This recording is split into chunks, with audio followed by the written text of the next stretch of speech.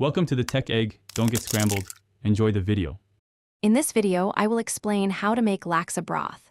We will explore the essential steps to create a rich and aromatic base for your favorite noodle soup.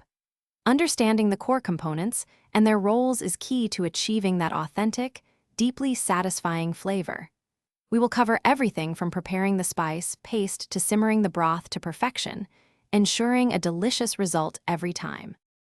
The heart of any great laksa broth is its spice paste. You'll need about 6 shallots, 4 cloves of garlic, a 2-inch piece of galangal, and a handful of dried red chilies, soaked and deseeded. Blend these with a few candle nuts and a teaspoon of fresh turmeric. Then, gently sauté this vibrant paste in a 1/4 cup of oil over medium heat for around 10 minutes.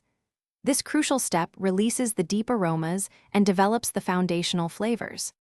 Once your paste is fragrant, it's time to build the broth base.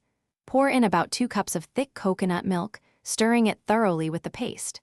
Next, add approximately 4 cups of chicken or vegetable stock, bringing the mixture to a gentle simmer. For a balanced flavor, stir in 1 tablespoon of tamarind paste, which provides a lovely tanginess that cuts through the richness. This combination creates a harmonious and complex liquid foundation. With all the components combined, let your laksa broth simmer gently for at least 20 minutes. This allows all the wonderful flavors to fully meld and deepen. Taste the broth and adjust the seasoning.